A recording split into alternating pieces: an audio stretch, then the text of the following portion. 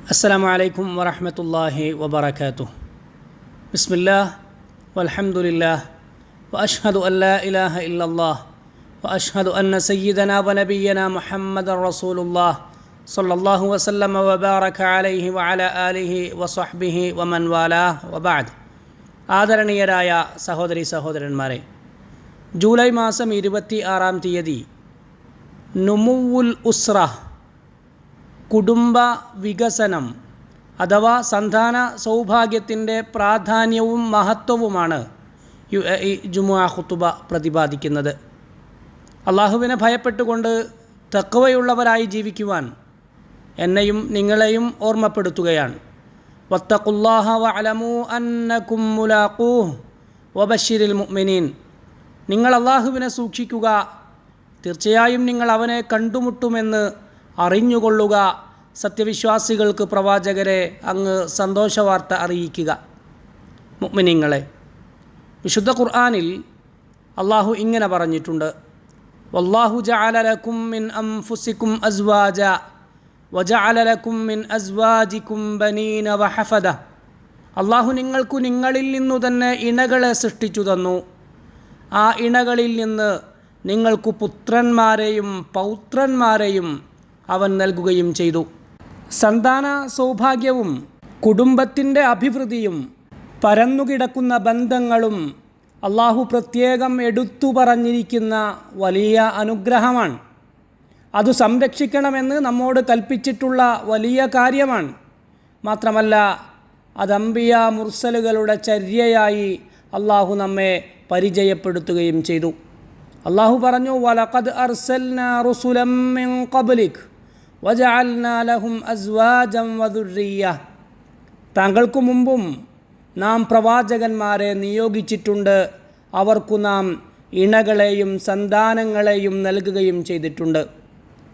അമ്പിയാക്കളും സൂക്ഷ്മാലുക്കളുമെല്ലാം സന്താനലബ്ധിക്കു വേണ്ടി അള്ളാഹുവിനോട് അകമഴിഞ്ഞു പ്രാർത്ഥിക്കുന്നതിൽ അങ്ങേയറ്റം ശ്രദ്ധാലുക്കളായിരുന്നു.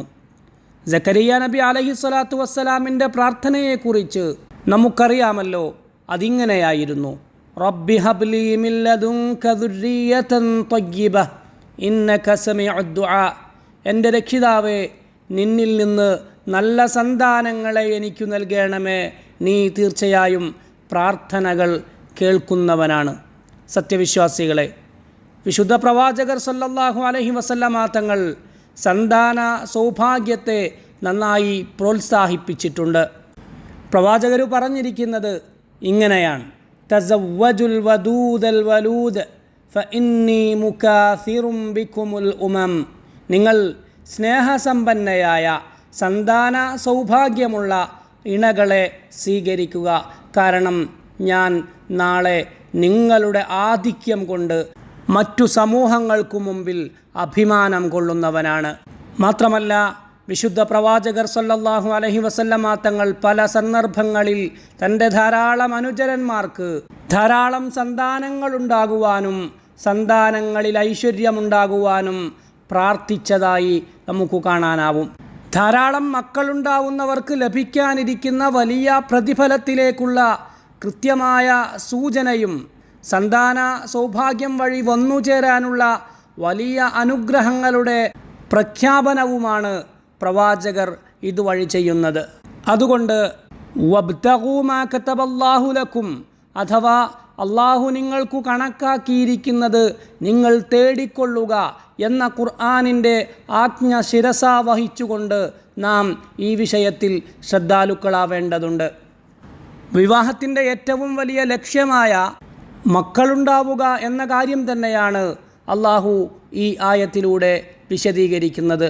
അതുകൊണ്ട് നമ്മുടെ കുടുംബവും പരമ്പരയും നമുക്കു ശേഷം മുറിഞ്ഞു പോവാൻ, ഇല്ലാതാവാൻ നാം കാരണക്കാരായിക്കൂടാ.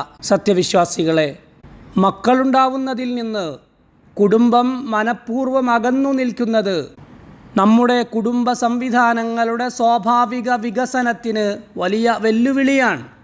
സാമൂഹിക വികസനത്തിലും രാഷ്ട്രസേവനത്തിലും കുടുംബം വഹിച്ചുകൊണ്ടിരിക്കുന്ന അടിസ്ഥാനപരമായ പങ്കിൽ നാം വരുത്തുന്ന വീഴ്ചയാണ്.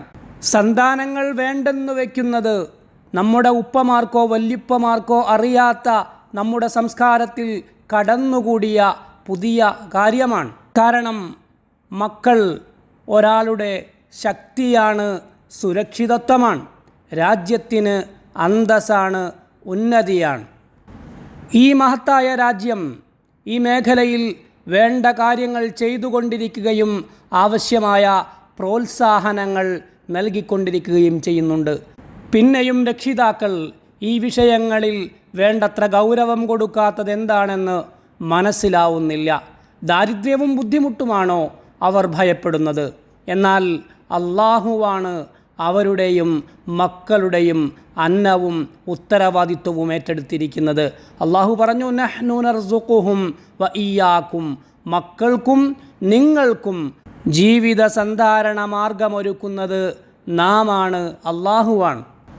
ഏതൊരു കുഞ്ഞു ജനിക്കുമ്പോഴും ആ കുഞ്ഞിൻ്റെ അന്നവും അള്ളാഹു പടക്കുന്നുണ്ട്.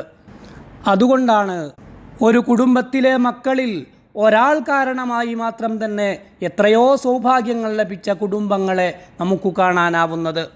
ഇനി അതല്ല, സന്താന ശിക്ഷണത്തിൻ്റെ ഭാരവും ഉത്തരവാദിത്വവുമാണോ രക്ഷിതാക്കൾ ഭയപ്പെടുന്നത്? അങ്ങനെയാണെങ്കിൽ ഒരു മകനെയോ മകളെയോ നന്നായി വളർത്തുന്നത് നാളെ സ്വർഗത്തിൽ ഉന്നതമായ പദവി നേടാനുള്ള കാര്യമാണെന്ന് അവരെന്തേ അറിയാതെ പോകുന്നത്? പ്രവാചകർ പറഞ്ഞിട്ടുണ്ട്, ഇന്നർ റജുല ലതുർഫഉ ദറജതുഹു ഫിൽ ജന്ന, ഒരാൾ സ്വർഗത്തിലായിരിക്കെ അയാളുടെ പദവികൾ ഉയർത്തപ്പെടും. അദ്ദേഹം ചോദിക്കും, അന്നാ ഹാദ, ഇതെന്തുകൊണ്ടാണ്, എന്താണ് ഈ ഉയർച്ചയ്ക്കു കാരണമെന്ന്. അപ്പോൾ അദ്ദേഹത്തോട് പറയപ്പെടുന്നത്, ബിസ്തിഗ്ഫാരി വലദിക ലക്, താങ്കളുടെ മകൻ താങ്കൾക്കു വേണ്ടി നടത്തിയ പാപമോചന പ്രാർത്ഥനയുടെ ഇസ്തിഗ്ഫാറിൻ്റെ ഫലമാണ് എന്ന്. അതുകൊണ്ട് സന്താന ശിക്ഷണ വിഷയത്തിൽ നാം നമ്മുടെ ഭാഗം ഭംഗിയായി നിർവഹിക്കുകയും ബാക്കിയുള്ളത് അള്ളാഹുവിനെ ഏൽപ്പിക്കുകയും അള്ളാഹുവിനോട് നന്മയ്ക്കു വേണ്ടി പ്രാർത്ഥിക്കുകയും ചെയ്യുക എന്നതാണ്.